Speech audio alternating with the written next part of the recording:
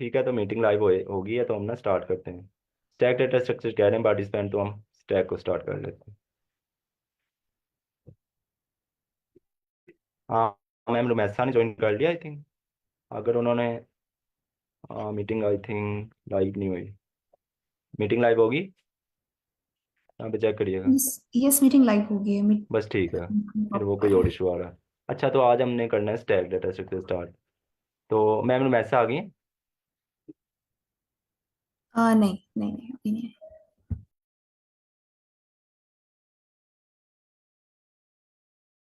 अच्छा, तो ठीक है, हम ना डेटा स्ट्रक्चर्स को देख लेते हैं, स्टैक डेटा स्ट्रक्चर। यहाँ से हम ना थोड़ा सा इसकी थ्योरी पढ़ लें, बाद में फिर इसको कर लेते हैं। यहाँ पे आई थिंक डीएस से कहाँ पे है हमारा,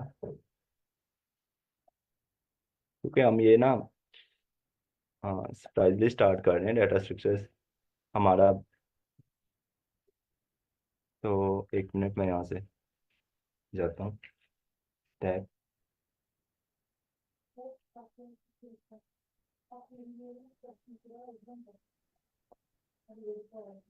फिर अगर आप मुझे अलाउ करें तो मैं भी स्टैक का टॉपिक प्रेजेंट कर सकती हूँ। जी, आप करना चाहती हैं तो कर सकती हैं। मेरे पास नोट्स हैं क्योंकि मैंने रिसेंटली 5 PM में भी, अभी वैसे सेशन तो खत्म हो गया लेकिन मैंने किया था। अगर आप कहते हैं तो मैं कर ओके, देती हूँ। यस मैम, ठीक है, श्योर। आपने करना है जी, आप कर लें। हम ठीक है, तो एक मिनट मुझे कहते हैं कि दीजिएगा। पार्टिसिपेंट को करना चाहिए। 1 मिनट मुझे दीजिएगा, मुझे लैपटॉप से जस्ट ज्वाइन करने दीजिए। ओके, तो हम ना तब तक हल्का सा देख लेते हैं, तब आप ज्वाइन कर लें, फिर आप कंटिन्यू कर लें। अच्छा, जी स्टैक आप। हमारा एक लीनियर डाटा स्ट्रक्चर है। तो अच्छा, तो हमारा स्टैक एक लीनियर डाटा स्ट्रक्चर है that follow the particular order in which the operation are perform. कि इसमें हमारा एक स्टैक हमारा एक लीनियर डाटा स्ट्रक्चर है दैट फॉलो, जो फॉलो करता है particular order in which the operation are perform. एक इसमें स्पेसिफिक तरह से हम ऑपरेशन इसमें परफॉर्म करते हैं। हम इसमें, ये आप देखेंगे आगे जाके, इसमें क्या ऑपरेशन हमारा क्या होगा, वो स्पेसिफिक ऑपरेशन क्या, वो जो बात कर रहा हूँ क्या होगा। द ऑर्डर में be LIFO, first in first out और फिलो, सरमन्नाथ, यानी first in last out Sarmannath ji. उनको पहले को होस्ट बना दे, मैं मरीसा को, तब तक ओके वो ओके मैम। अपना कर लेती हैं। तो जिससे आई थिंक मैं एक लैपटॉप से ज्वाइन हूँ, मुझे नहीं पता आपको कैसे पता चलेगा। अगर उससे हो जाए तो बेहतर रहेगा। मुझे स्क्रीन शेयरिंग भी अलाउ कर दो। जी मैं कर रहा हूँ।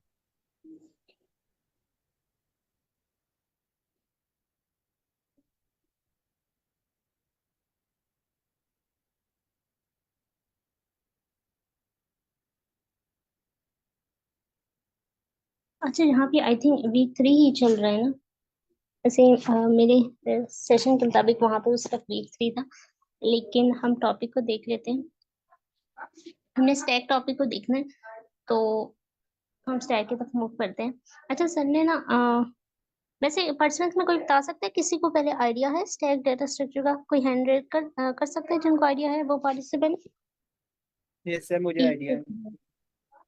और इसके अलावा आई थिंक जस्ट थोड़े से पार्टिसिपेंट हैं जिनको आइडिया है, मोस्ट को नहीं है। ठीक है, हम देख लेना। कोई बताना चाहेगा ये डेटा स्ट्रक्चर क्या होती है? मैं मैं जी, कोई एक पर्सन अपना माइक अनम्यूट करके बताए।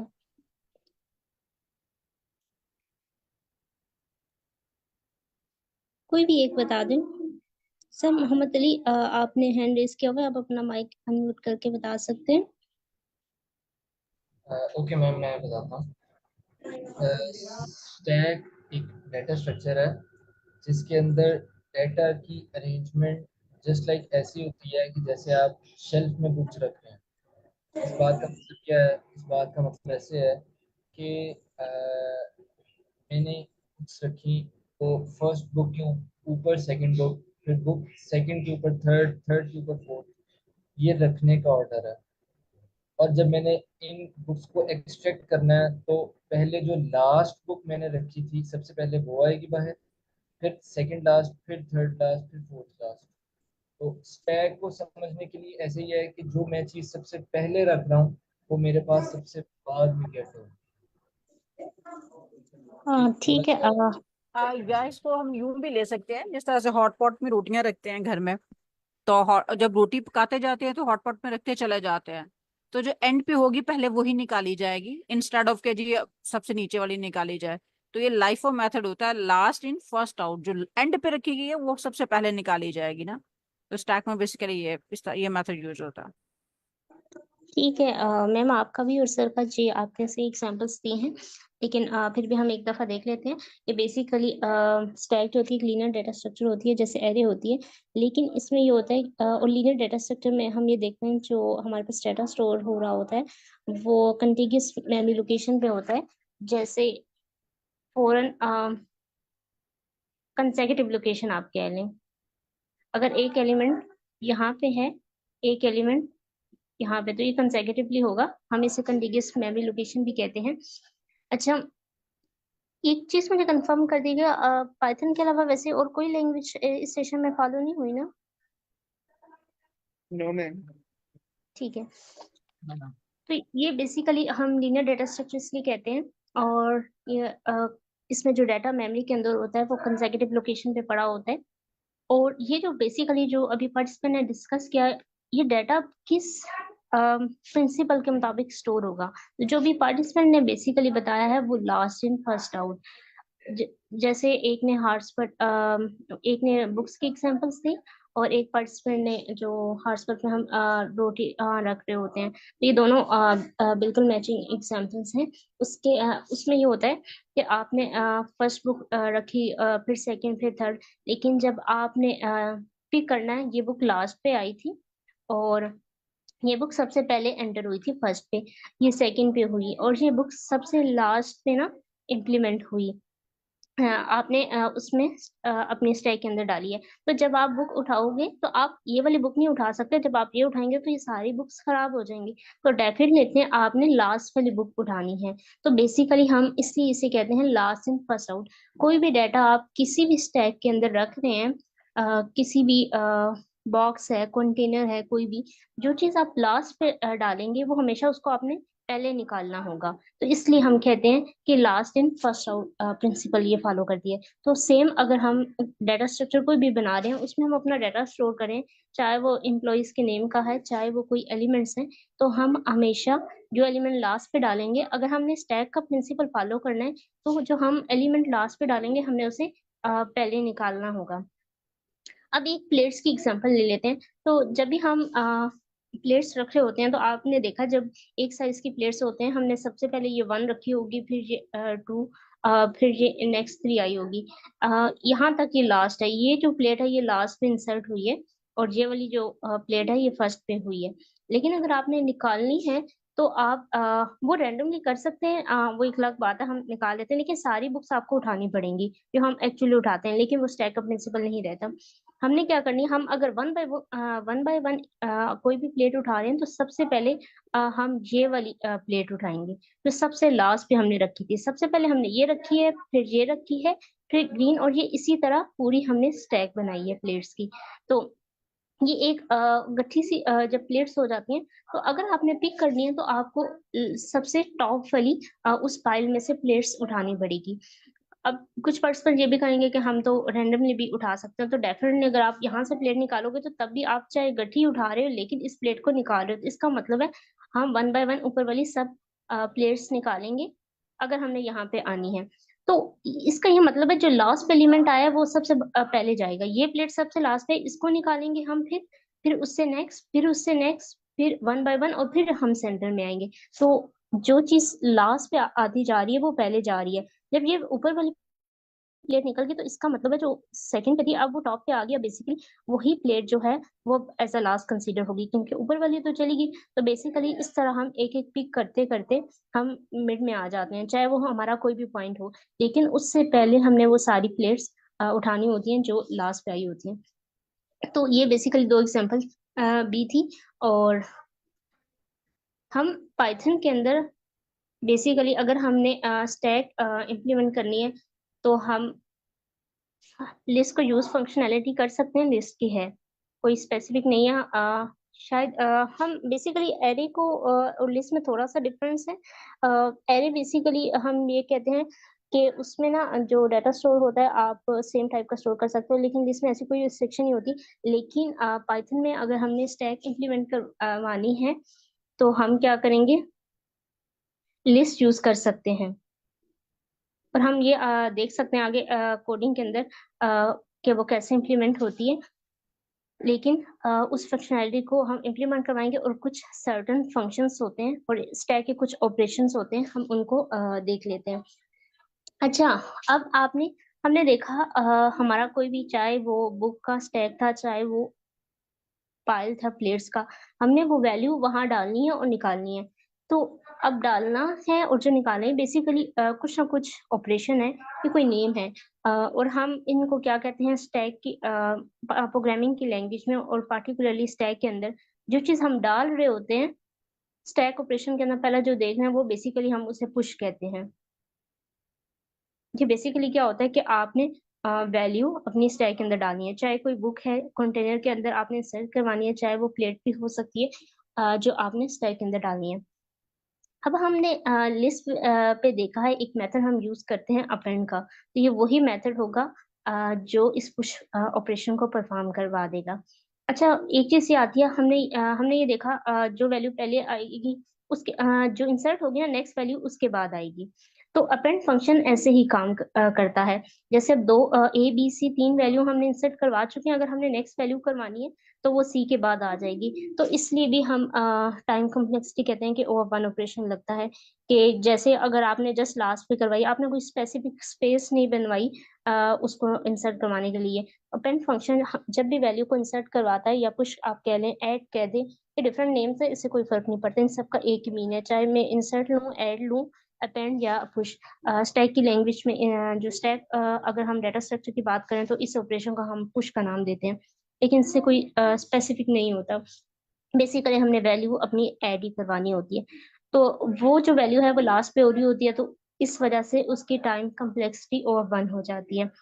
अब स्टैक में ना एक टॉप का कॉन्सेप्ट होता है। अगर आपने जो सबसे टॉप पे वो वैल्यू होती है जो सबसे लास्ट पे इंसर्ट हुई होती है, तो हम उसे टॉप कहते हैं। जब भी आपने टॉप इंसर्ट करवाना होता है तो हम बेसिकली इसके अंदर एक -1 लिख देते हैं, तो हमारे पास वो वैल्यू रिटर्न हो जाती है। तो जो वैल्यू सबसे लास्ट पे इंसर्ट हुई होती है हम उसको टॉप कह रहे होते हैं। अब देखिए इसमें तीन एलिमेंट्स है और सबसे लास्ट पे सी था, तो हमारा जो टॉप का पॉइंटर होगा वो सी को पॉइंट आउट कर रहा होगा। लेकिन जैसे ही न्यू वैल्यू आती है डी, तो हमारा टॉप का जो पॉइंटर है वो शिफ्ट होके डी को चला जाएगा, क्योंकि डी अब अपेंड हो गया है। तो अब जो हमारी टॉप पे वैल्यू आ गई है वो बेसिकली डी आ गई है। सेम इसी तरह अगर कोई न्यू वैल्यू आ जाती है, जैसे ई आ गई, तो टॉप का पॉइंटर डी से नेक्स्ट ई को पॉइंट आउट करने लग जाएगा। तो ये बेसिकली इसका पुश ऑपरेशन था। सर मोहम्मद ने हैंड रेज किया था, आई थिंक उन्होंने अपलोड कर दिया, ठीक है। तो ये हमारे पास पुश का ऑपरेशन है, ये कैसे वर्क करता है। लेकिन जब हम फर्दर इसके अब हम लीड कोड प्रॉब्लम्स करेंगे तो ये हम देख लेंगे। अब स्टैक के अंदर एक पॉप का ऑपरेशन होता है। पॉप का मीनिंग आपने कोई ना कोई वैल्यू डिलीट करवानी है जो आपने या रिमूव करवानी है। जैसे अब अगर आपने एक बुक का आपके पास स्टैक है, तो उसमें से अगर आपने एक बुक निकाल दी तो इसका मतलब है कि आपने अपनी वो बुक डिलीट करवा दी है, खत्म करवा दी है। तो वो जो ऑपरेशन होता है वो पॉप का परफॉर्म करवाता है। और हमने ये भी देखा है कि लिस्ट के अंदर एक पॉप का फंक्शन होता है। अगर नहीं भी देखा तो कोई बात नहीं, वो जस्ट पॉप पीओपी के नाम से होता है, अगर आप यूज करेंगे तो वो वैल्यू रिमूव करवा देता है लास्ट वाले से। अच्छा, पॉप में एक चीज ये भी होती है, पॉप के अंदर अगर आप कुछ भी पास नहीं करते तो वो बाय डिफॉल्ट बेसिकली ये कर रहा होता है कि लास्ट वाली वैल्यू रिमूव कर पा रहा होता है।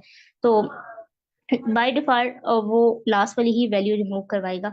तो पॉप का फंक्शन हमारी स्टैक के प्रिंसिपल को अगर हमने वर्कआउट करवाना है रियल सिनेरियो में, तो पॉप का फंक्शन करेगा। जैसे आपने पॉप यूज किया, आपका डी वैल्यू क्या होगी, पॉप हो जाएगी। फिर आपने बी पे अगर रीच करना है तो हमने ये देखा है लास्ट इन फर्स्ट आउट होगा, तो सबसे लास्ट पे ही आया था, हम इसको निकालेंगे पॉप के थ्रू। फिर हम दोबारा पॉप को रन करेंगे, सी को आउट करवाएंगे, और जब हमें बी चाहिए, तो यहाँ तक जब बी आ जाएगा तो फिर ये बेसिकली हमारी वैल्यू होगी। और जब ये दोनों वैल्यू निकल गई तो टॉप कहाँ पे आ जाएगा, बी पे। तो हम पाइथन लैंग्वेज के अंदर पॉप का मेथड यूज करवा सकते हैं इस ऑपरेशन को परफॉर्म करवाने के लिए। अगर इसके बाद इसकी भी टाइम कॉम्प्लेक्सिटी और 1 होती है, क्योंकि जस्ट जाके लास्ट से वैल्यू को डिलीट करवा देता है एक लास्ट इंडेक्स पे। इसको कोई स्पेसिफिक सर्चिंग या कुछ भी परफॉर्म नहीं करनी पड़ती कि इसने की मिडल से जाके डिलीट करना है। तो जो स्टैक के अंदर अगर हम वो लास्ट से ही पॉप करवा रहे हैं तो वो ओ ऑफ 1 टाइम लेता है। ये दोनों ऑपरेशन एफिशिएंट होते हैं, ये ओ ऑफ 1 में काम कर रहे होते हैं। और ओ ऑफ 1 हमने टाइम कॉम्प्लेक्सिटी में देखा है कि वो वर्स्ट केस सिनेरियो होते हैं। वैसे इस सेशन में आई थिंक मैंने भी एक दो क्लासेस मिस की हैं। वैसे टाइम कॉम्प्लेक्सिटी आप लोगों ने देखी है? मैम इस सेशन में नहीं हमने अभी डिस्कस की। अच्छा, टाइम और कॉम्प्लेक्सिटी बेसिक, अच्छा मैं एक ओवरव्यू दे देती हूँ। वैसे हम वो भी डिस्कस कर सकते थे अगर मुझे पता होता तो। अच्छा, टाइम कॉम्प्लेक्सिटी ये होती है कि बेसिकली कि आपका ना कितना टाइम ले रहा है एल्गोरिथम, जो भी आपने कोड लिखा है, जो उन सर्टन ऑपरेशन पे, जो आपने नंबर ऑफ सर्टन ऑपरेशन अपने उस स्पेसिफिक प्रॉब्लम पे परफॉर्म करवाए हैं। और स्पेस कॉम्प्लेक्सिटी ये होती है कि आप कितनी मेमोरी ले रहे हैं अपने डाटा को स्टोर करवाने के लिए। लेकिन एक चीज आप कभी भी मत कंफ्यूज कीजिएगा, टाइम कॉम्प्लेक्सिटी को किसी भी सिस्टम का जो टाइम ले रहा है कंप्यूट करने के, वो बिल्कुल भी टाइम कॉम्प्लेक्सिटी नहीं होती। ऐसा कुछ सिस्टम फास्ट होते हैं। तो जो टाइम कॉम्प्लेक्सिटी होती है वो बेसिकली हम नंबर ऑफ जो ऑपरेशन यूज कर रहे होते हैं अपने कोड के अंदर या किसी स्पेसिफिक प्रॉब्लम को, वो बेसिकली टाइम होती है। और टाइम में आगे 3 चीजें होती हैं, बेस्ट केस, एवरेज केस और वर्स्ट केस होता है। तो बेस्ट केस ये होता है कि आपको ना जैसे आप वैल्यू सर्च कर रहे हैं, जैसे आपने सर्टन आपके पास एम्प्लॉयज की लिस्ट है, तो अगर आपको पहली लाइन में ही वो पर्सन मिल गया तो वो उसका बेस्ट केस होता है। एवरेज होता है कि वो किसी सर्टन में जाके मिला। तो वर्स्ट केस होता है कि वो बिल्कुल लाइन के लास्ट पे मिला। तो हम जब भी अपने सिनेरियो में कॉम्प्लेक्सिटी देखेंगे, वो वर्स्ट केस देखेंगे और वर्स्ट केस को हम ओ से डिनोट कर रहे होते हैं, ओमेगा। तो आपने एक ओमेगा होता है, एक थीटा, तो और एक ये होता है। तो बिग ओ हम इसे कहते हैं इसीलिए। तो ये जब भी लिखा हुआ है सिंबल, तो आपने समझ आना है कि हम वर्स्ट केस में टाइम कॉम्प्लेक्सिटी देख रहे हैं। तो ये इसलिए हर जगह मैंने वर्स्ट केस के लिहाज से कॉम्प्लेक्सिटी लिखी हुई है। अच्छा, ये जस्ट ओवरव्यू दे दिया ताकि आप कंफ्यूज ना हो। और इसमें वर्स्ट केस में भी पॉप में 1 आ रही, क्योंकि हम जस्ट लास्ट से डिलीट करवा रहे हैं। पाप ये होता है, आपके पास रन टाइम एरर आ जाती है अगर आप स्टैक आपके पास कोई वैल्यू ही नहीं है, और अगर आप उसको डिलीट करवाना चाह रहे हैं, पॉप फंक्शन को कॉल कर रहे हैं, तो वो बेसिकली एरर दे देता है। तो अगर हमने टॉप पी की देखी है, टॉप बेसिकली हमने देखा है वो टॉप पे जो एलिमेंट होता है, और अगर हमने टॉप का एलिमेंट्स एसेस करना है तो हमने देखा है कि आप स्टैक जस्ट लिस्ट के अंदर -1 करेंगे तो वो आपको लास्ट का एलिमेंट एसेस करके दे देता है। जैसे हम टॉप पी कहते हैं, पी भी इसका नेम है, जो मर्जी आप चूज करें, कोई फर्क नहीं पड़ता। तो ये भी जस्ट लास्ट से ही टॉप का एलिमेंट दे रहा होता है, तो इस वजह से मैंने टॉप का कॉन्सेप्ट बताया था, क्योंकि ये भी एक ऑपरेशन होता है स्टैक के अंदर। तो इसकी भी टाइम कॉम्प्लेक्सिटी जो होती है बेसिकली ओ ऑफ 1 होती है। अच्छा, स्टैक ऑपरेशन में या फिर आपने अगर ये देखना है, जैसे आपके पास एक कंटेनर आ गया है, लेट्स सपोज हम कहते हैं ये कंटेनर है, इसमें जस्ट 3 बुक्स की स्पेस है। तो अगर आपने कोई न्यू वैल्यू इंसर्ट करवानी है और आपके पास स्टेक अंदर स्पेस नहीं है, तो हम इस फुल का फंक्शन कॉल करेंगे, और ये बेसिकली ये बताएगा क्या हमारी जो स्टैक है वो फुल होगी है कि नहीं। ये अगर हमने कोई न्यू वैल्यू इंसर्ट करवानी है, लेट्स सपोज हमने कोई फिक्स साइज कंटेनर बनाया हुआ है, जैसे उसके अंदर सिर्फ 3 ही बुक्स आ सकती हैं। अगर हमने अब कोई न्यू वैल्यू डलवानी है तो डेफिनेटली वो उसके अंदर नहीं आएंगी। तो हमें, अगर हमने फिक्स साइज बनाया तो हम हमेशा इस फुल का फंक्शन कॉल करवाएंगे और कंफर्म करेंगे क्या उसकी जो लेंथ है वो 3 के इक्वल आ गई है। अगर वो आ गई है तो इसका मतलब वो फुल है, तो हम न्यू वैल्यू इंसर्ट नहीं करवा सकते, पुश नहीं करवा सकते। तो ये बेसिकली बूल वैल्यू रिटर्न करेगा। बूल जो होती है या तो ट्रू या फॉल्स। अगर ट्रू रिटर्न करवाता है तो इसका मतलब है वो जो कंटेनर है वो फुल हो गया है। अगर इन केस ये फॉल्स रिटर्न करवाता है तो इसका मतलब उसके अंदर वो फुल नहीं है, उसके अंदर स्पेस है। हम जो न्यू वैल्यू अगर भेजना चाहते हैं तो वो हम भेज सकते हैं। तो ये भी जो काम होता है वो 1 में हो जाता है। वो ये होता है, जैसे अगर आपने लेट्स सपोज इसका साइज 3 डिफाइन किया हुआ है, मैं ये लेंथ का फंक्शन कॉल करती हूँ सिंपल एक, और मैं इसकी लेंथ चेक कर लेती हूँ इस टैग की, और अगर ये 3 के इक्वल आ जाती है इसका मतलब ये फुल है, तो मैं रिटर्न ट्रू करवा देती हूँ। तो ये बेसिकली O1 में हो जाता है ये काम। तो इस वजह से ये जस्ट कंडीशन चेक होगी, एक दफा ये लेंथ कैलकुलेट करेगा और उसको जस्ट कंडीशन मैच करेगा, तो ये भी काम जो हमारा ऑपरेशन होता है ये O1 में परफॉर्म हो जाता है। तो इस वजह से हम कहते हैं इसकी भी कॉम्प्लेक्सिटी O1 होती है। हम ऑपरेशंस देख लें, तो फिर अगर किसी का क्वेश्चन हुआ तो मैं ले लूंगी। अच्छा, इसी तरह इस एम्प्टी का भी होता है ऑपरेशन। हम ये चेक करते हैं कि हमारी स्टैक एम्प्टी तो नहीं है। जैसे हमने अभी देखा कि अगर आप कोई भी वैल्यू अपनी स्टैक से पॉप फंक्शन कॉल करवाते हैं जो कि रिमूव करेगा, अगर वो एम्प्टी है, अब जैसे अब इसमें तो वैल्यू पड़ी हुई है, अगर वो एम्प्टी हो गया है तो वो आपके पास एरर रेज करेगा। तो उससे अवॉइड करने के लिए हमने ये चेक कर देते हैं क्या हमारी स्टैक पहले से एम्प्टी तो नहीं है। ये ना हो कि हम एम्प्टी स्टैक से अपनी वैल्यू को रिमूव करवा रहे हों। अब जैसे अब मैंने पॉप का फर्स्ट टाइम फंक्शन कॉल करवाया तो ये वैल्यू डिलीट होगी, हमारे पास 2 वैल्यू रहेगी। दोबारा मैंने पॉप का फंक्शन कॉल करवाया, ये वैल्यू हमारी स्टैक से खत्म होगी। जब मैंने दोबारा पॉप का फंक्शन कॉल करवाया तो ये भी वैल्यू खत्म होगी। तो अब इसमें कोई भी वैल्यू नहीं रही। अब जब मैं 4th टाइम्स इस पॉप को कॉल करवाऊंगी, ये स्टैक एम्प्टी रहेगी और वो मुझे एरर जनरेट कर देगा, रन टाइम एरर जिससे हमने बात की थी। क्योंकि हम उसे कह रहे हैं आप जाके वैल्यू डिलीट करो, जबकि स्टैक के अंदर कोई वैल्यू एग्जिस्ट ही नहीं करी। तो ये बेसिकली हम ये एक सिनेरियो मैंने आपको बताया कि इस एम्प्टी कैसे यूज हो सकता है। जैसे मैंने आपको इस फुल का बताया, ये जैसे एक सिनेरियो है, हम इस ऑपरेशन को कैसे यूज कर सकते हैं अपने प्रोग्राम के अंदर। तो इन केस अगर आप पॉपिंग के फंक्शन करवा रहे हो, तो अगर आपने ये चेक करना है कि आपकी स्टैक ही एम्प्टी तो नहीं है, ये ना हो कि आप इनकी स्टैक पे अपना ऑपरेशन परफॉर्म कर रहे हों। तो बेसिकली इस फंक्शन को आप यूज करवा के हम ये ऑपरेशन परफॉर्म करवा सकते हैं। और ये भी सिंपल इस कंडीशन से होगा, अगर स्टैक की लेंथ जो है वो जस्ट 0 के इक्वल आ गई है, तो इट्स मीन हमारी जो स्टैक है वो एम्प्टी है। तो ये भी एक सिंपल काम O1 में हो जाता है। तो ये बेसिकली स्टैक का इस एमडी का ऑपरेशन था। तो यही इसमें ऑपरेशन होते हैं, एक टॉप, एक पुश, पॉप, इस पुल और इस एम्प्टी। तो यहाँ तक ये थ्योरेटिकल इसका काम था कवर हो गया। यहाँ तक किसी का कोई क्वेश्चन है तो वो पूछ ले, फिर हम आगे देखते हैं हमें क्या करना। मैम इस एम्प्टी को जरा रिपीट कर दे।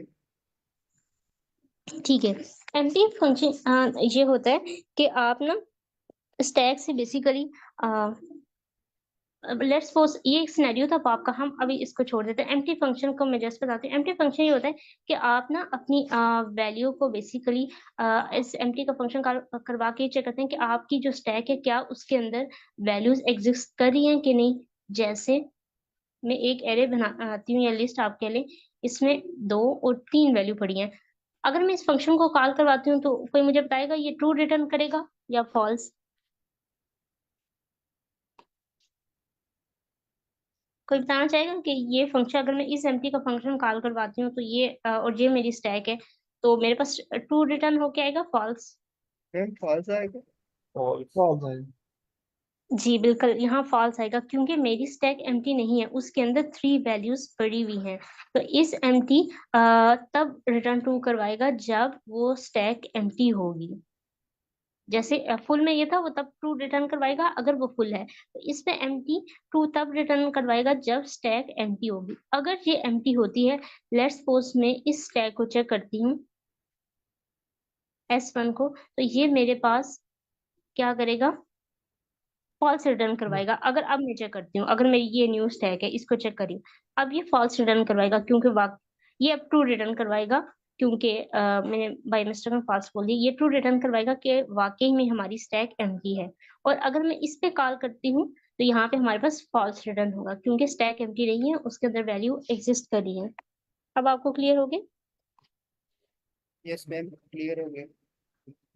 अच्छा, और सेकंड जो हमने चीज देखी थी वो सिनेरियो देखा था, किस सिनेरियो में हम इसे यूज करवा सकते हैं। जैसे हमने देखा पॉप में रन टाइम एरर आ जाती है, तो हम उससे पहले इस फंक्शन को कॉल करवा के चेक करवा सकते हैं कि आइदर हमारी जो स्टैक है वो एम्प्टी तो नहीं है, ये ना हो एम्प्टी हो रहा हम उसमें से वैल्यू को क्या करवा रहे हूँ, डिलीट करवा रहे हूँ। अच्छा, किसी और का क्वेश्चन है? वो पूछ लें। नहीं मैं क्लियर। कोई और पार्टिसिपेंट का स्टैक्स डेटा स्ट्रक्चर से रेलेवेंट क्वेश्चन है तो वो कर ली, पूछ ली। इसका मतलब है क्लियर है सबको? अच्छा, एक वे तो ये है कि हम इन्हीं फंक्शन की इम्प्लीमेंटेशन देख ले जस्ट पाइथन के अंदर, और उसके बाद क्योंकि यहाँ भी बिगनर्स हैं, और एक पे ये है कि हम डायरेक्ट लीड कोड पे चले जाएं। पार्टिसिपेंट क्या रिकमेंड करते हैं कि पहले हम ऑपरेशन की बेसिक इम्प्लीमेंटेशन देख लें या फिर हम डायरेक्ट लीड कोड पे चले जाएं? Ma'am basic I think implementation देख लेते हैं पहले। मेरा ख्याल है लीड कोड पे मूव करते हैं। हाँ लेट लेट कॉल। ठीक है। क्वेश्चन एक इम्प्लीमेंट हो जाएगा ना, तो फिर इजी हो जाएगा। आपके पास है या मैं प्रेजेंट कर दूं? अगर आपके पास है तो कोई इशू नहीं, आप कर सकती हैं। ठीक है।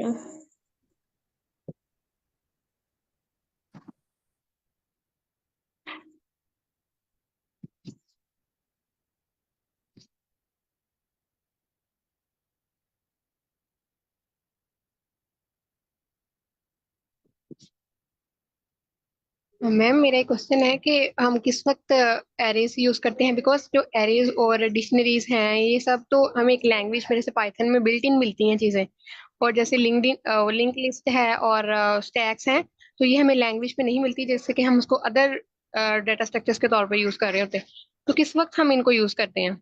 इन डाटा स्ट्रक्चर्स का क्या यूज है कि हम एरेज का यूज नहीं कर रहे तो हम वहां पर स्टैक को यूज करेंगे? अच्छा, मुझे आपका क्वेश्चन थोड़ा सा समझ नहीं आया, आप अपना क्वेश्चन रिपीट कर सकते हैं? अगर किसी और को समझ आया तो वो बता सकते हैं।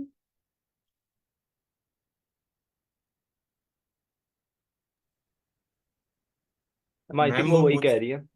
जी सर, आप बता दें।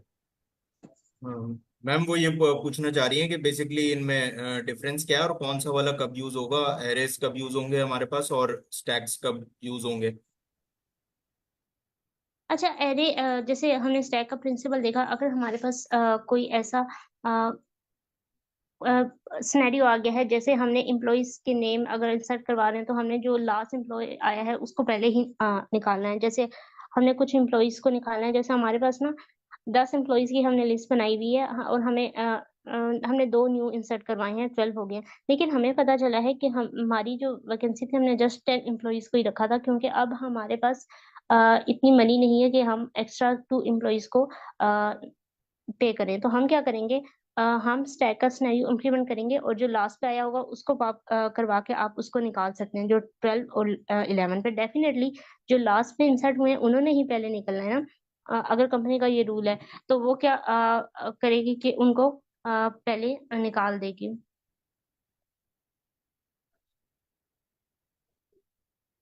और जैसे क्यू का है तो उसका भी सिनेरियो यही है, वैसे वो हमने अभी देखा नहीं है, लेकिन उसमें भी ये होता है कि आपका सिनेरियो डिपेंड कर रहा होता है कि आप आइदर अगर कुछ वेब इम्प्लॉइज है जो पहले आया है उसको पहले निकालना चाहते हो, जैसे जो पहले आया है उसको आप ना पहले हाई रैंक देना चाहते हो क्योंकि उसका एक्सपीरियंस ज्यादा है ना, तो इस केस में हम क्यू यूज कर सकते हैं। अच्छा, मुझे समझ आया मैम आपको? जी मैम। ये एप्लीकेशन टू वेरी करता है। 1 मिनट, मुझे साइन इन नहीं हुई भी मेरी ईमेल तो। मैं भी एक पॉइंट ऐड करना चाहता हूँ यहाँ पे कि जी फिर मैम आप आप जब कर। इनफ क्वेश्चन कर लेंगे ना, आपको खुद ही जी आपको ही खुद ही आइडिया होने लग जाएगा किससे का हम कौन सा डाटा स्ट्रक्चर यूज करने वाले हैं, क्योंकि आपको तब ये सारे डाटा स्ट्रक्चर फैमिलियर होंगे, तो आपको एक आइडिया हो जाएगा बेसिक इस पैटर्न्स। पैटर्न्स मेन चीज़ है। आपको पैटर्न्स पता लग जाएंगे जब आप क्वेश्चन करेंगे ना हर तरह के। लेट्स सपोज आपने ना almost all data structures cover कर लिए, ठीक है। अब आपको पैटर्न्स उसमें आइडिया हो जाएगा काफ़ी। अब पैटर्न क्या होते हैं, वो स्पेसिफिक होंगे। हमें इससे पता लग जाएगा कि इस क्वेश्चन में ये पैटर्न यूजर है। अब वो कैसे पता लगेगा, जब आप क्वेश्चन कर लेंगे। पैटर्न्स क्या होते हैं कि लेट्स सपोज अगर बाइनरी सर्च है ना, उसमें आपको पता है कि दो कंडीशंस है। हमारी एक जो गिवन एरे है वो सॉर्टेड होनी चाहिए, और आई थिंक ये मेन कंडीशन यही है। तो जब आप सॉर्टेड देखेंगे और हमने फाइंड क्या करना होगा, टारगेट। तो आप डेफिनेटली बाइनरी सर्च को प्रीफर करेंगे। तो जब आपको पैटर्न्स का पता होगा ना कि आप क्वेश्चन को देख के वो अंदाजा लगा सकती हैं हमने कहाँ पे कौन सी अप्रोच यूज करनी है। मैं 1 मिनट, अगर आपको पाइथन पैटर्न्स का 1 मिनट मैम, मैं तब तक आप लॉगिन करें तो मैं एक आपको ना एक शीट दिखाता हूँ। वहाँ पे ना सारे पैटर्न्स लिखे हुए हैं, तो आप वहाँ से जाके सर्च भी कर सकती हैं।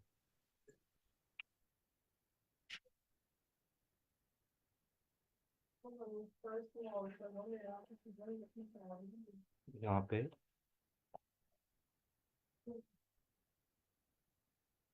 हाँ, आई थिंक ये डीएसए पैटर्न, तो ये मैंने गिट रेपोजिटरी बनाई है। तो यहाँ पे जाके ना मैंने सारे पैटर्न्स की एक तो चीट शीट लिखी है और एक ये readme dot M D file, इसमें एरे के पैटर्न्स। अब एरे में क्या होता है, अगर सर्चिंग कोई चीज़ करनी है और हमारी एरे sorting है तो हमें डेफिनेटली पता है बाइनरी सर्च यूज़ करेंगे। इसका ये पैटर्न, कुछ स्पेसिफिक पैटर्न्स होते हैं। तो या अगर हमने डुप्लीकेट्स फाइंड करने हैं उसके लिए हम ज़्यादातर 2 पॉइंटर्स यूज़ कर रहे होंगे, हैशिंग, sorting टेक्निक्स, तो ऐसे करके होता है। अगर सब एरे में का सम करना है उसके लिए स्लाइडिंग विंडो होती है। तो डिफरेंट पैटर्न्स होते हैं, तो वो आपको एक बार अंडरस्टैंड कर ले तो आइडिया हो जाता है। यहाँ पे एक चीट सर शीट है इसका भी, लिंक आप इसको देख लें। जी मैं शेयर कर दूँ, सर इसका ये लिंक चीट शेयर शीट है। कर दें। जी जी, तो ये चीट शीट है।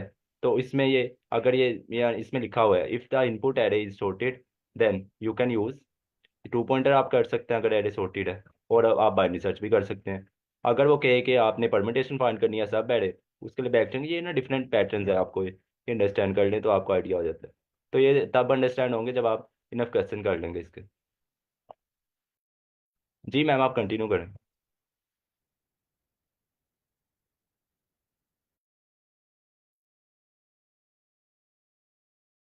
सर आपने सारे डेटा स्ट्रक्चर कवर कर लिए?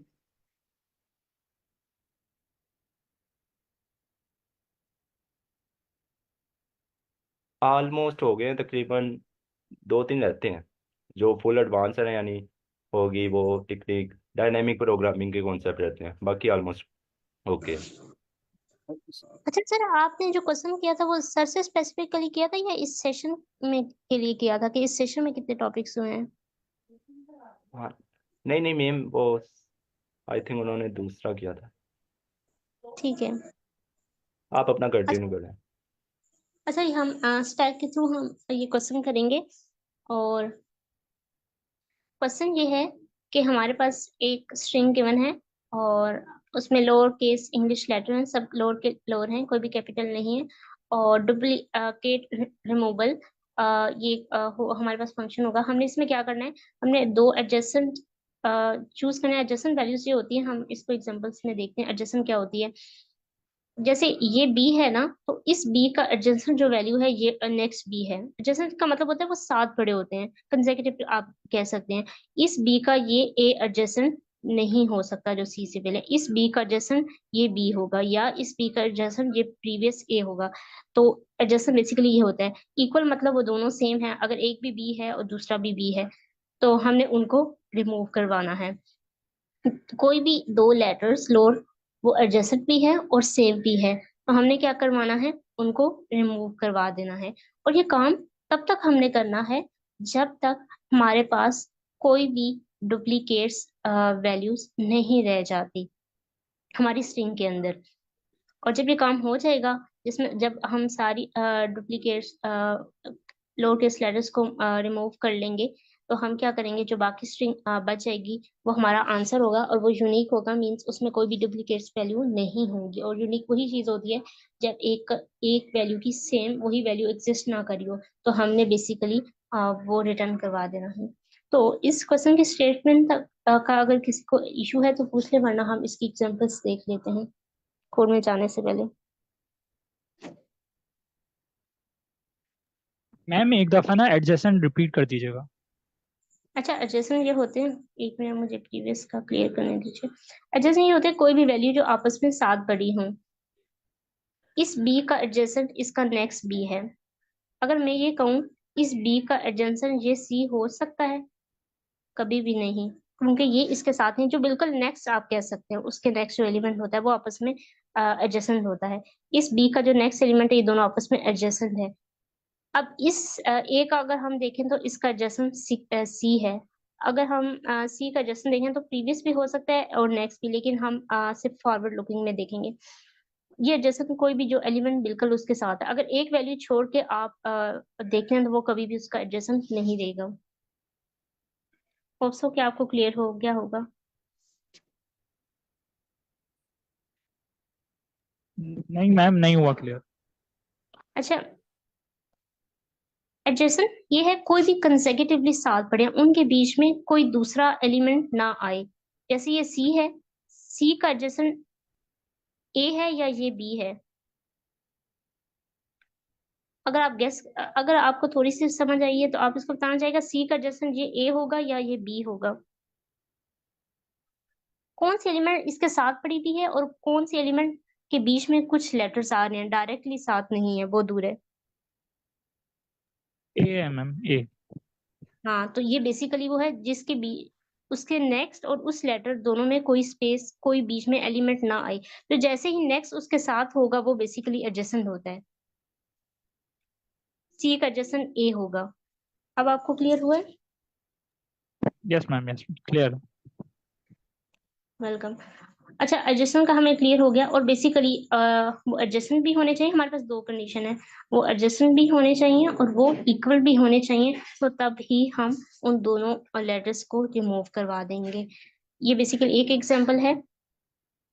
और दूसरी एग्जांपल ये है, इसमें भी देखिए हमने यही काम करवाना है, हमने रिमूव करवाना है। हम एक स्टैक बना लेते हैं और हम देख लेते हैं ये बेसिकली इम्प्लीमेंट कैसे होगा। सबसे पहले हमने लेट्स सपोज ए को अपेंड करवा दिया। अब हम स्टैक करवाएंगे। अब जैसे ही बी आया, हमने ये कंडीशन चेक करनी है। अब ए पहले तो इनिशियली स्टैक एम्प्टी थी, ए अपेंड हो गया। अब जब जैसे नेक्स्ट वैल्यू बी आई तो मैं चेक करूंगी कि जो स्टैक के टॉप पे पड़ा हुआ है, अभी हमने टॉप की बात की थी, तो टॉप इस ए को पॉइंट कर रहा है और जो हमारे पास वैल्यू आई है वो बी आई है। क्या ये दोनों आपस में सेम है? नहीं है ना, तो ये कंडीशन फॉल्स होगी, तो हमने इसे अपेंड करवा देना है। हमारा केस तब बनेगा जब ये सेम होंगे। अब ये फर्स्ट वाला बी निकल गया। अब जब हमने दोबारा अपनी लूप के इटरेशन मूव करेंगे तो हमारा नेक्स्ट बी आ जाएगा। अब ये दोबारा बी आ गया। अब हम देखेंगे ए बी हम इंसर्ट करवा सकते हैं, करवा चुके हैं और नेक्स्ट बी आया है। तो क्या ये बी जो हमारे पास अभी आया है और जो प्रीवियस बी था वो स्टैक के टॉप पे पड़ा, अब टॉप यहाँ पे पॉइंट आउट कर रहा है, तो क्या ये दोनों सेम है? हाँ, ये दोनों सेम है। हम इसको तो इंसर्ट ही नहीं करवाएंगे और इसको भी पॉप करवा देंगे, क्योंकि हमने तो दोनों निकालने हैं। जो करंट आया है अगर उसकी स्टैक के टॉप पे वैसा ही एलिमेंट पड़ा है, तो इसका मतलब अगर मैं इसको दोबारा से अपेंड करवाऊंगी, ये दोनों डुप्लीकेट्स हो जाएंगे और एडजेसेंट भी हो जाएंगे। तो मैं तो इसको अपेंड ही नहीं करवाऊंगी और इसको भी रिमूव करवा दूंगी। ये अब ये तो अपेंड ही नहीं हुआ, ये रिमूव हो गया। अब हम जो चीज रिमूव हो चुकी है उसको हम स्टैक से निकाल देते हैं। अब आप देखिए हमारे पास सिर्फ ए रह गया है। तो अब हम ये काम करते हैं। अब दोबारा से नेक्स्ट वैल्यू क्या आई? ये ए आ गई। अब जैसे ए आया तो मैं चेक करूंगी। अब स्टैक का जो टॉप है वो यहाँ पे फाइंड आउट कर रहा है। क्या स्टैक के जो टॉप पे वैल्यू पड़ी है, ये फर्स्ट वाला ए पड़ा है, ये बी दोनों रिमूव हो चुके हैं। ये ए और ये हमारे पास ये जो करंट ए आया है ये वाला, क्या ये दोनों सेम है? इस वाले ए को तो मैं इंसर्ट ही नहीं करवाऊंगी और ये जो ए पड़ा हुआ है इसको भी पॉप करवा दूंगी और ये वाला भी इंसर्ट नहीं होगा। अब ये भी खत्म हो गया। अब हम देखते हैं हमारी नेक्स्ट वैल्यू दोबारा से जो आएगी वो सी आ गई है। अब तो स्टैक के अंदर कोई वैल्यू नहीं एग्जिस्ट करी, तो हम सी अपेंड करवा देंगे। अगर एग्जिस्ट करेगी तो उसका टॉप होगा, तो तभी हम मैच करेंगे। अब दोबारा से ए आया तो हमने देखा कि जो स्टैक के टॉप पे वैल्यू पड़ी थी और ये हमारा दोबारा से ए आ गया था। क्या ये दोनों आपस में सेम है? कंडीशन फॉल्स हुई, हमने ए को जाके अपेंड करवा दिया। तो हमारे पास अब हम इस टैग को लेंगे और इसको स्ट्रिंग में कन्वर्ट करवा के रिटर्न करवा देंगे, सी ए, ये रिटर्न हो जाएगा। तो ये बेसिकली इम्प्लीमेंटेशन यही होगी। हमारे पास मैंने ड्राई रन कर दिया है, हम इसका कोड कर लेते हैं। टाइम हमारे पास 8 to 10 मिनट्स है। अच्छा, अब हमने क्या करना है, हमने देखा अगर वो सेम है तो हमने स्टैक से पॉप करवाना है, स्टैक का टॉप एलिमेंट भी और जो हमारे पास करंट आ रहा है। अगर ये सेम नहीं आते तो हम क्या करेंगे, हम एल्स के केस में क्या करेंगे, जस्ट हम अपनी वैल्यू को क्या करते जाएंगे, अपेंड पेंड करवाते कर दे। जाएंगे। तो अब हमें एक स्टैक चाहिए होगी और हमने ये देखा कि हमने उसे लिस्ट के थ्रू पाइथन लैंग्वेज के अंदर इम्प्लीमेंट करवा सकते हैं। अब हमने हर वैल्यू उठानी है वन बाय वन करेक्टर, किस में से, एस के अंदर हमारे पास वैल्यू पास हो रही है। तो जैसे ही मैंने ये करेक्टर उठाया, मैं चेक करूंगी क्या जो करेक्टर मैं उठा रही हूँ ऐसा ही करेक्टर स्टैक के टॉप पे भी पड़ा हुआ है, लेकिन हमने उससे पहले ये भी चेक करना है, ये ना हो हम स्टैक ऑफ का टॉप एसेस करे हों और स्टैक हमारे पास एम्प्टी हो। तो मैं अगर आप जस्ट इफ स्टैक कर देना तो ये चेक कर देता है कि स्टैक एग्जिस्ट करी है कि नहीं, ये भी इससे भी चेक हो जाता है कि कहीं स्टैक एम्प्टी तो नहीं है। तो ये चेक करेगा और साथ में हम ये देखेंगे कि उसका टॉप का जो एलिमेंट है क्या वो इक्वल इक्वल टू सी के है। सी मतलब जैसे हमने देखा था एक एलिमेंट हम लेके आ रहे हैं और एक स्टैक के अंदर प्रीवियस वाला पड़ा होगा, अगर ये इक्वल है तो इसका मतलब है ये डुप्लीकेट्स है और हमने इस वाली जो करंट वैल्यू है इसको तो इंसर्ट नहीं करवाएंगे, और जो स्टैक के टॉप पे पड़ा हुआ है और हमने ये देखा था कि हम डॉट पॉप के थ्रू उसको रिमूव करवा सकते हैं। और एल्स के केस में क्या करेंगे हम, अगर ये केस नहीं है, अगर वो सेम नहीं है तो इसका मतलब है जैसे हम सी और ए को और लास्ट में हमने अपेंड करवा दिया, तो एल्स के केस में हम स्टैक को जस्ट अपेंड करवाते जाएंगे अपनी सी वैल्यू को। तो ये हमारे पास सोल्यूशन हो जाएगा। अगर हम इसको रिटर्न करवाना है तो स्टैक के अंदर 1 बाय 1 करेक्टर पड़े होते हैं, इससे स्ट्रिंग नहीं होती, तो हमने बेसिकली अपनी स्ट्रिंग रिटर्न करवानी है। तो हम हमारे पास पाइथन के अंदर एक फंक्शन होता है ज्वाइन का, जो बेसिकली क्या करता है, हमारी जो स्टैक की वैल्यू है उसको क्या करेगा, स्ट्रिंग के अंदर कन्वर्ट कर देगा।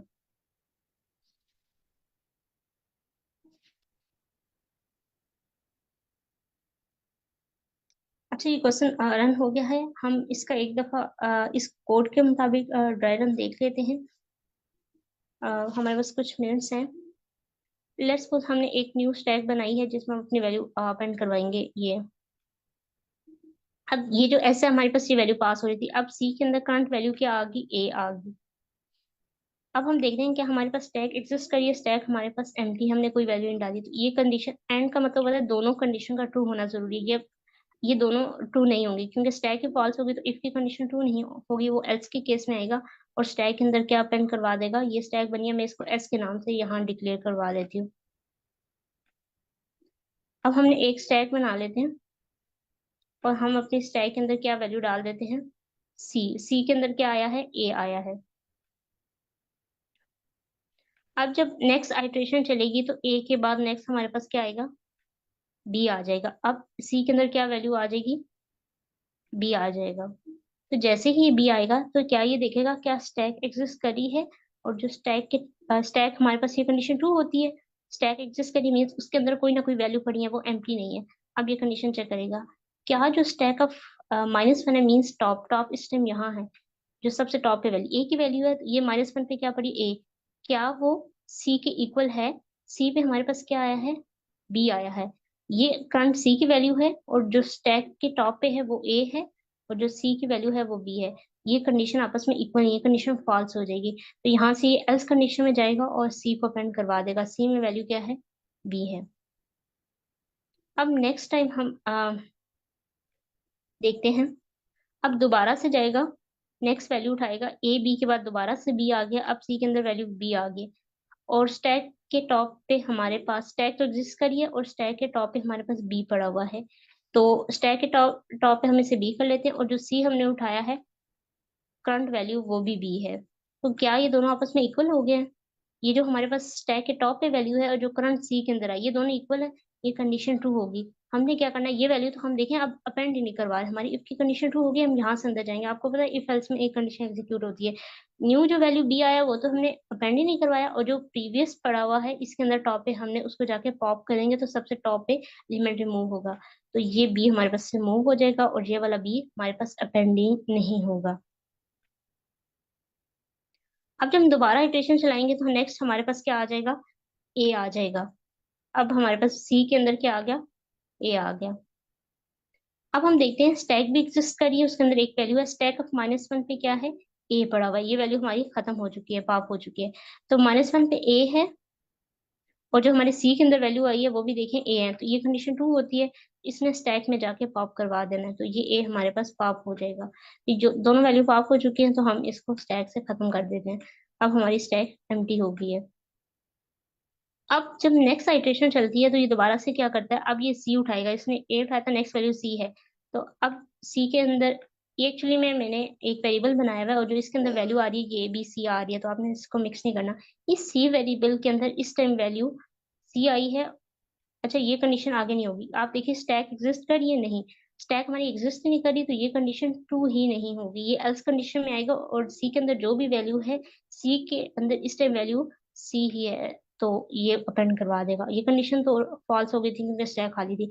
अब दोबारा जाएगा सी के अंदर, क्या करेगा, ए वैल्यू को उठाएगा। अब सी वेरिएबल के अंदर ए वैल्यू आ गई। अब देखिएगा स्टैक एग्जिस्ट करिए, कंडीशन ट्रू होती है। स्टैक के माइनस टॉप पे -1, हम टॉप एलिमेंट को बेसिकली एसेस कर रहे होते हैं, -1, ये रिवर्स इंडेक्सिंग होती है नेगेटिव। अब हम सी देखते हैं, स्टैक के टॉप पे क्या पड़ा हुआ है, वैल्यू सी। और जो हमारे करंट सी वैल्यू आई है, हम प्रीवियस को डिलीट कर देते हैं ताकि कंफ्यूजन ना हो। अब जो हमारे पास स्टैक के टॉप एलिमेंट है वो सी है, और इस सी के अंदर क्या वैल्यू आई है, ए आई हुई है। क्या है, दोनों आपस में इक्वल है, नहीं, ये कंडीशन फॉल्स हो जाती है, वो एल्स में आएगा और सी के अंदर जो वैल्यू ए है उसको अपेंड करवा देगा। अब जब मैम दोबारा ये लूप, लाइन, एक मिनट ये कंप्लीट करने दीजिएगा। अब जब दोबारा लूप चलेगा तो कोई वैल्यू एग्जिस्ट नहीं करिए, बाहर आएगा, स्टैक के अंदर जितनी भी वैल्यू है उनको स्ट्रिंग में कन्वर्ट करवा के सी ए रिटर्न करवा देगा। जी अब बोलिए।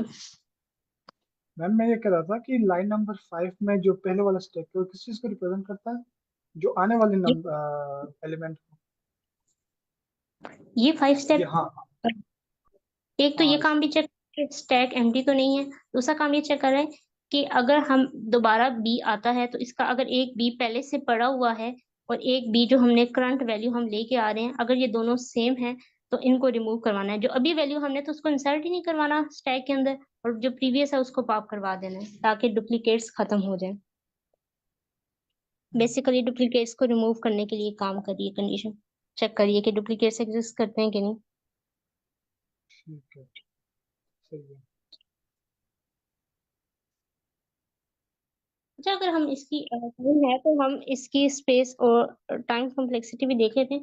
टाइम कॉम्प्लेक्सिटी जो इसकी स्पेस है, हम एक स्टैक बनाने जिसमें n वैल्यूज आएंगे, n मीन्स हमें नहीं पता वो कितनी वैल्यू हम इसके अंदर प्रिंट करवाएंगे, ये हमारी स्ट्रिंग की लेंथ पे डिपेंड करेगा। तो इसकी जो स्पेस कॉम्प्लेक्सिटी होगी वो O ऑफ n होगी। स्पेस कॉम्प्लेक्सिटी हम एक एक्स्ट्रा डाटा स्ट्रक्चर ले रहे हैं जो कि स्टैक है, और यहाँ इसकी ये स्पेस कॉम्प्लेक्सिटी डिनोट करें जिसमें हम बात की थी वो कितनी मेमोरी ले रहा है।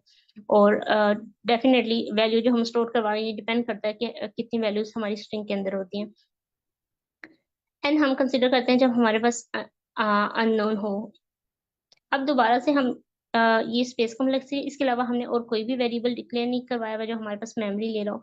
अगर हम इसको देखें तो ये जो लूप है बेसिकली एन वैल्यू पे चलेगा, एन मीन जितने नंबर ऑफ कैरेक्टर हैं एस पे, तो इस लाइन की जो टाइम कॉम्प्लेक्सिटी होगी वो ओ ऑफ एन होगी। अंदर अगर हम देखें तो ये जस्ट कंडीशन एक टाइम ही चलेगी, ये ओ ऑफ 1 है। ये भी जस्ट हमने पॉप के ऑपरेशन की देखी, ओ ऑफ 1 होती है, आज हमने स्लाइड्स में देखी। अपेंड की भी ओ ऑफ 1 है।